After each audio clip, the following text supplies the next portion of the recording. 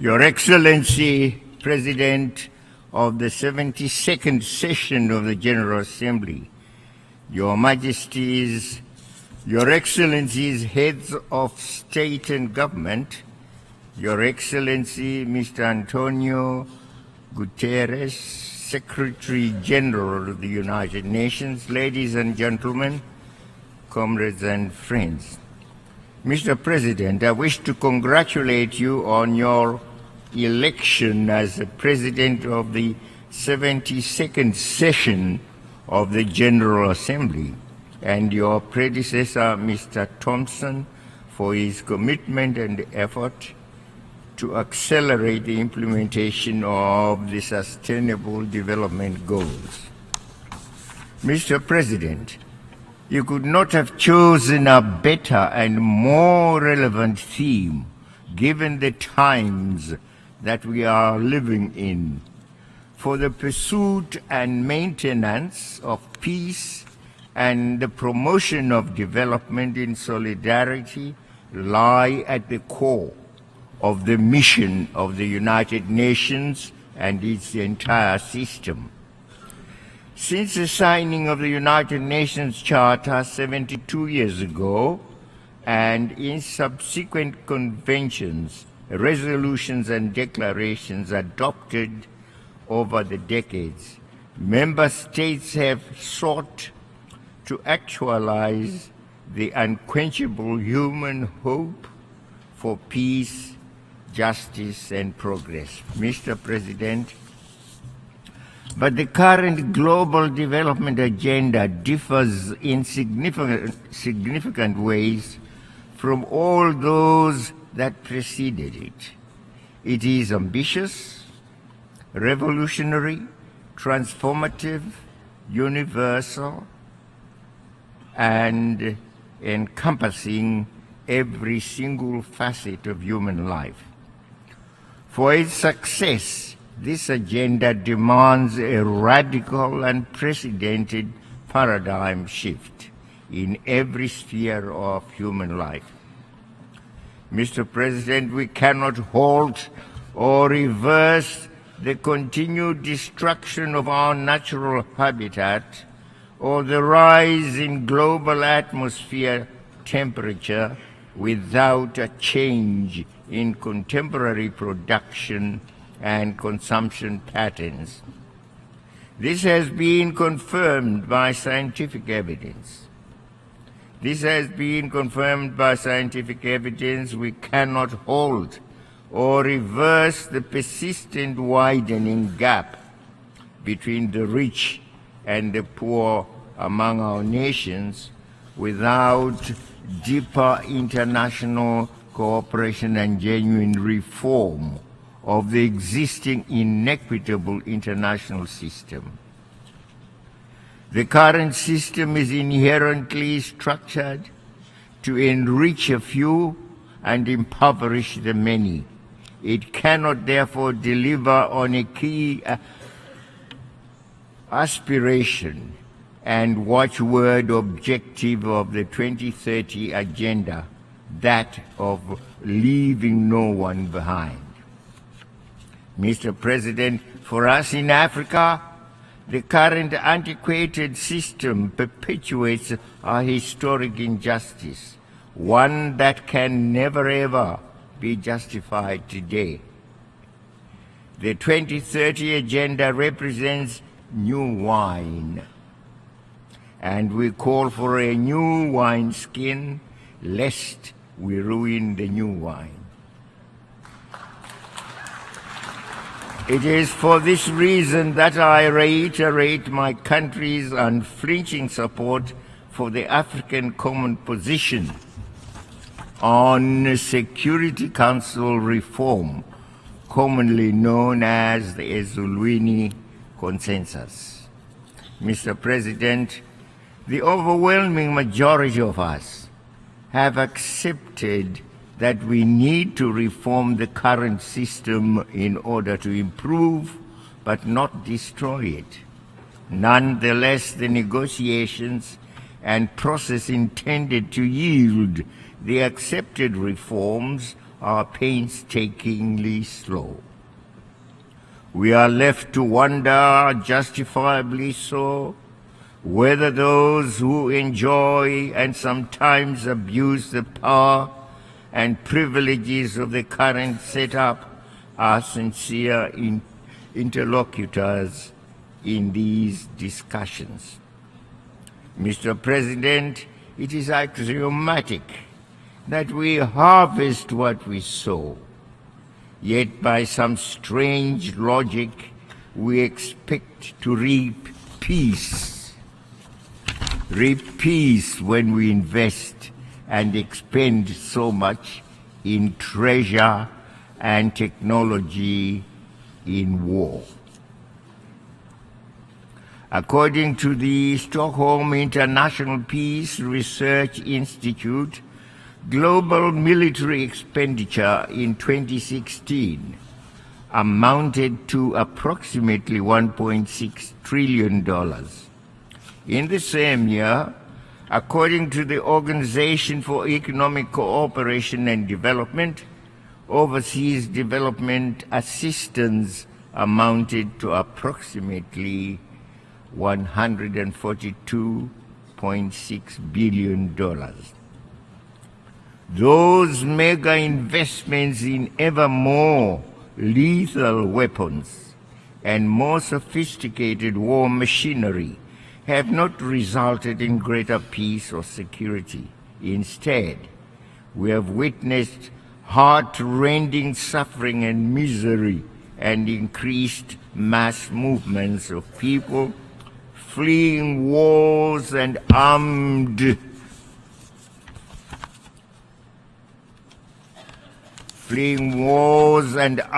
conflicts. This trend, Mr. President, should be halted for the benefit of humanity. We believe a different and better world is possible. In proposing and inviting us to focus on preventive diplomacy, peaceful resolution of conflicts, peace building and sustaining peace, the Secretary General is pointing us in that desirable direction. We must also seriously tackle the multifaceted and complex root causes of conflicts, including enduring poverty and deprivation, unequal access to resources, the denial of the rights to self-determination of peoples, and interference in the internal affairs of other states, among other causes.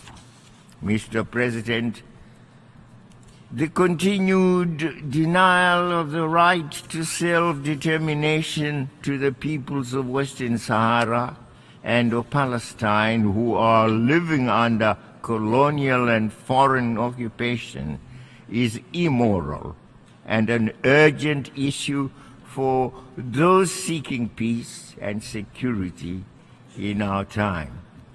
The Security Council has assumed its charter responsibilities and has passed numerous resolutions.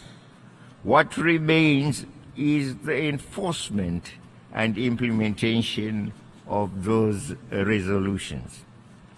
We call on the Security Council to demonstrate its authority in ensuring the holding without much further delay of the independence referendum in Western Sahara.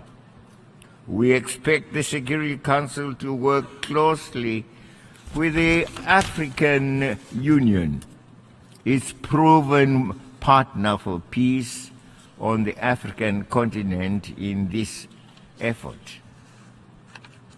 The ever-deteriorating situation and the continued suffering of the Palestinian people should spur the Security Council to renewed, time-framed efforts to bring about the two-state solution already defined in numerous General Assembly and Security Council resolutions.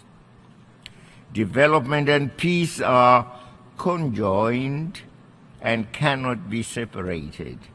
My country has embraced the 2030 Agenda as an integrated and comprehensive approach to address the myriad and complex national and global challenges in solidarity and in cooperation with other stakeholders. Zimbabwe was honored to be among some 40-plus countries that participated in the voluntary national review at the 2017 High-Level Political Forum in July. We were and still are pleased to share with other countries our experiences and to learn from others their experiences in implementing the Sustainable Development Goals. We recognize the need for beneficial partnerships, both within and outside our national borders. One of our key partners is the United Nations system, with which I'm happy to note we work very closely. I wish in this regard to welcome the Secretary General's initiative to ensure that the support of United Nations country teams will be guided by national priorities. This will ensure national ownership and leadership of the development processes, as well as the sustainability of development projects and programs. This, Mr. President, is what we are experiencing in Zimbabwe.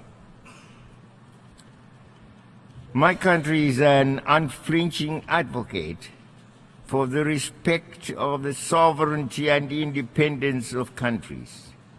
We therefore strongly defend and respect the right of each country to take decisions in exercising its sovereign rights. We cannot, however, remain silent when those decisions impact or have the potential to negatively affect our own welfare. And on this, may I say, some of us were embarrassed, if not frightened, but what appeared to be the return of the biblical giant called Goliath.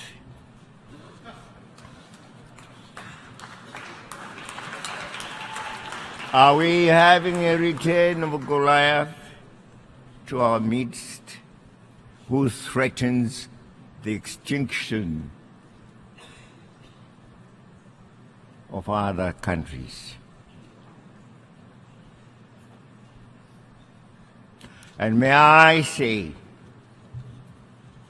to the United States President, Mr. Trump, please blow your trumpet. Blow your trumpet in a musical way towards the values of unity, peace, cooperation, togetherness, dialogue, which we have always stood for and which are well written in our very sacred document, the Charter of the United Nations. Upon those values,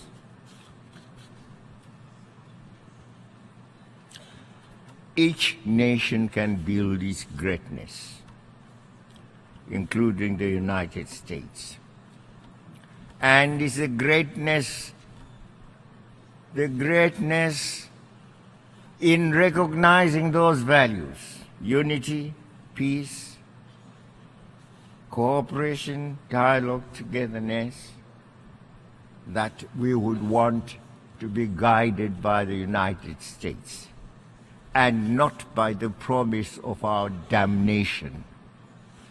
Damnation we shall always resist, no matter whence it comes. We have resisted it when it was in the form of imperialism, as we fought for our own independence, our own culture, our own sovereignty to be masters of our own destiny.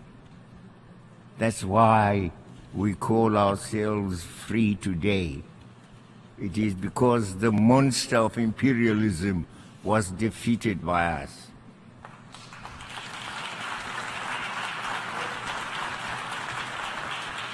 Bring us another monster, by whatever name, he will suffer the same consequences.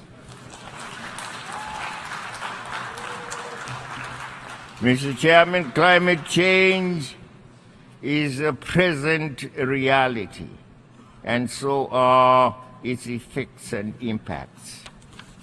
Climate change is global. We cannot remain silent when a major economic power in the world, or any other state for that matter, decides to abandon the Paris Climate Change Agreement.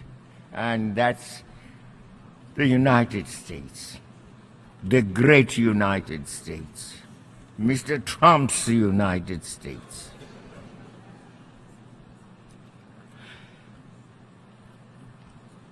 Let us work together. Climate change is a reality.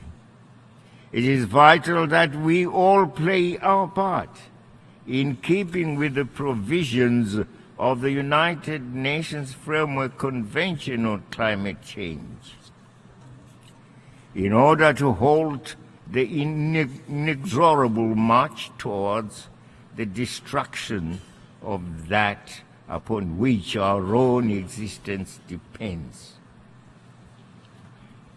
I want, on behalf of my country, to express our condolences.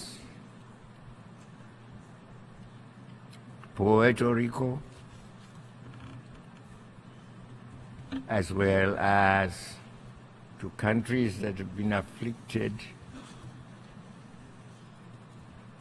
by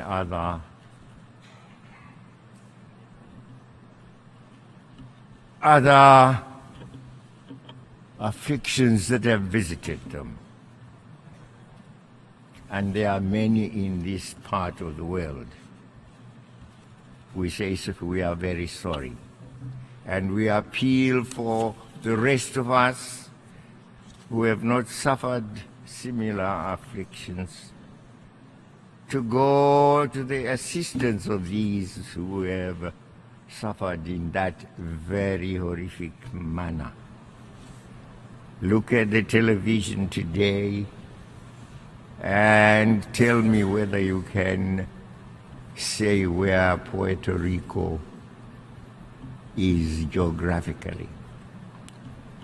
Completely wiped out by a hurricane. We are very sorry.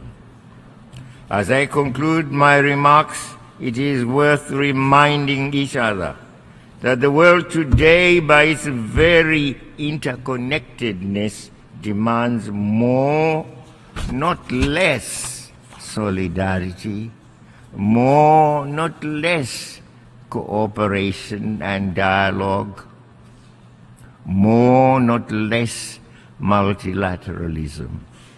We have brought more and more issues under the global agenda and within the global discourse.